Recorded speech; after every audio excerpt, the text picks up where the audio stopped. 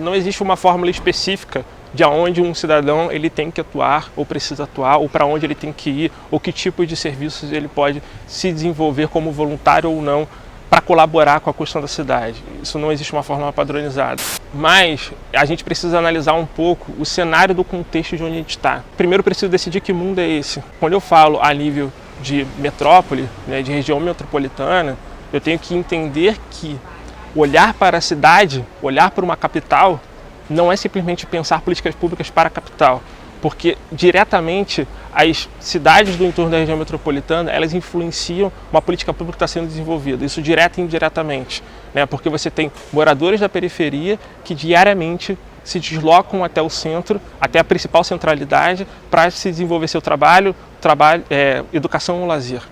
Olhando para esse cenário, entendendo esse contexto, e aí eu preciso entender qual é o meu mundo, se o meu mundo é região metropolitana, se eu quero atuar a nível Brasil, isso é uma escolha individual e pessoal. Então, como é que eu estou olhando para esse cenário e como eu quero atuar dentro dele? E aí eu posso atuar com trabalho voluntário, eu posso atuar dentro do meu próprio negócio, desenvolvendo talvez soluções para problemas que estão dentro do meu bairro, que estão dentro da minha cidade. Então, existem várias formas de você atuar nesse contexto. E até mesmo tendo uma participação política, não só de voto, porque voto não é você colocar um número na urna, apertar o verde e dar como se fosse um cheque em branco para que o Poder Executivo e o Poder Legislativo possa executar.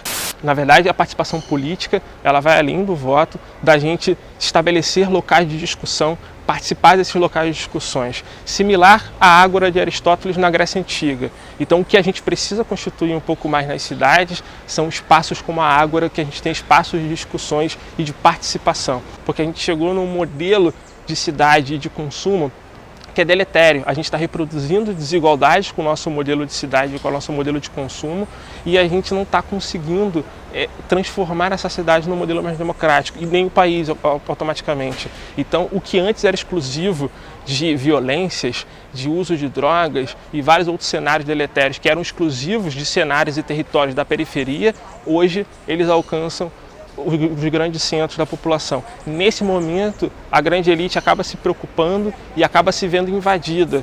E aí, como é que a gente começa a dialogar? Porque o problema está posto já há muito tempo e a gente está replicando e reproduzindo essa desigualdade há bastante tempo. Então, o modelo participativo é um modelo onde eu consigo me encaixar e vejo que eu tenho expertise, ou eu quero trazer conhecimento, ou eu quero de alguma forma colaborar e discutir com aquilo, porque aquilo é importante não só para o local onde eu moro, mas para o território como um todo, porque isso traz um impacto, na verdade, em toda a região metropolitana e, quem sabe, até a nível nacional, dependendo da pauta que a gente está discutindo e a direção disso. Existe uma coisa que é principal e fundamental: respeitar a história do território. A gente precisa entender aquela história, como é que aquele território chega naquele cenário e respeitar aquela história, a história das famílias. E aí eu estou falando já num recorte mais micro. Eu preciso entender a história daquelas famílias, eu preciso escutar aquelas histórias e respeitar a manutenção daquela história, com uma discussão participativa das pessoas que estão naquele território.